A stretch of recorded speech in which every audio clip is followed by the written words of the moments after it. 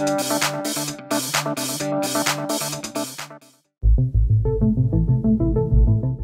we are again. Since our last video, end of 2022, we made great progress. The deck behind us has been removed over the entrance and the work has continued underground. We're down at B2 at Beresford Square. So this is the main atrium entrance to the station. So when you arrive at the station, you'll come down a 2-level escalator that will then come down into this area, and then you'll swing around 180 degrees, go through the turnstiles and head down to B7. Since October, we've completed over 44 concrete pours, poured over 1,200 cubes of concrete, and we've also fixed over 200 tonnes of steel throughout the station box. We're currently standing at the top of what will be the longest escalator in New Zealand. It's a 40-metre long escalator that drops down from the B2 level down to B6 and will take you down to the platforms when the station is complete. We're currently standing on level 3 of the Mercury superstructure. Behind us is Mercury Lane. When we were last here, we'd only just built the steel frame. So we've now completed all the slabs involved, we've done the block work, and we've now completing the coatings to the steel work. So the Mercury building is the entrance to the underground down Mercury Lane. The ground floor is used as the entrance to the building. The ticket offices, the toilets, the lift and the escalators run from there. On the 2 upper floors are the plant rooms. That's for ventilation of the station platforms, the cooling system and the electricity supply to the station. And now we're going to look at the substructure below.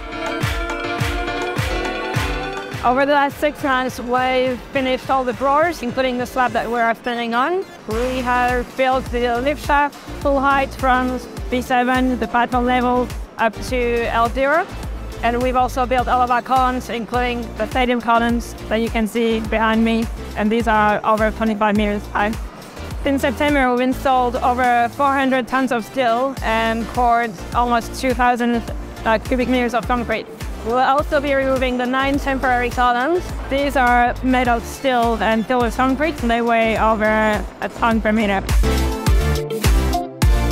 We've completed the lining, also the OCE slab that's gone on top, as well as the wide B6 platforms. The most challenging stuff from the last few months has been the steel that has gone into this project. 1,000 tons of steel has gone into our cross passages, and 27,000 cubic meters of concrete has gone into this site alone.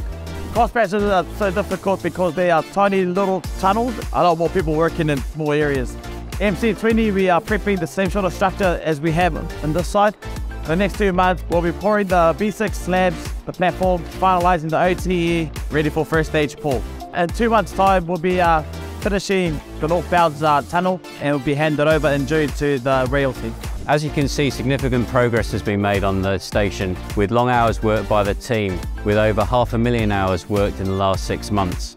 Over the next 3 months at Karanga-a-Hape Station, we'll be installing the rails within the mine tunnel. We'll be completing the front cladding to the Mercury Lane building, which will include the threshold panels. And you'll see the rise of the superstructure at Beresford with the commencement of cable ducting across the station.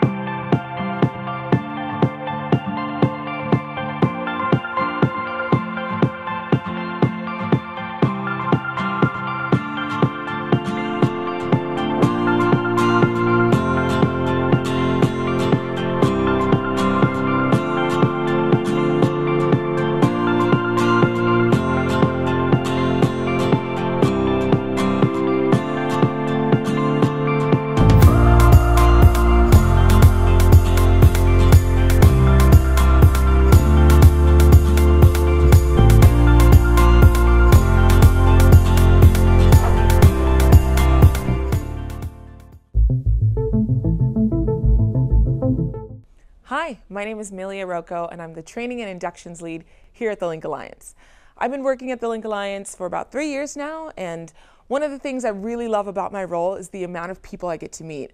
I meet people from different industries, walks of life, parts of the world, and it really helps me to be motivated just to be able to teach and train them and to see them bring their best selves to the lines every day. I lead the main works inductions, and they happen 3 times a week here at the Alliance. So they're really important to the project because everybody who comes to work on our project has to be inducted. They need to understand what our 5 core principles are and how to really work safely when they come to site or when they're working in the office as well. The first one is that we take responsibility for everyone's safety. The second one is that we have to make sure we understand the plan. Number 3 is that we stop the works if it's unsafe. Number 4 is that we look out for ourselves and each other while we're on site. Number 5 is that we're fit for work and free from drugs and alcohol. I think the thing that I'm most proud of is just being able to work in this industry. This is obviously, Auckland's biggest infrastructure project. I never thought I'd come to this country and be working on a construction project before, because I'm used to working in higher education. And so I'm just really proud of all that I've learned and all the connections that I've made along the way too.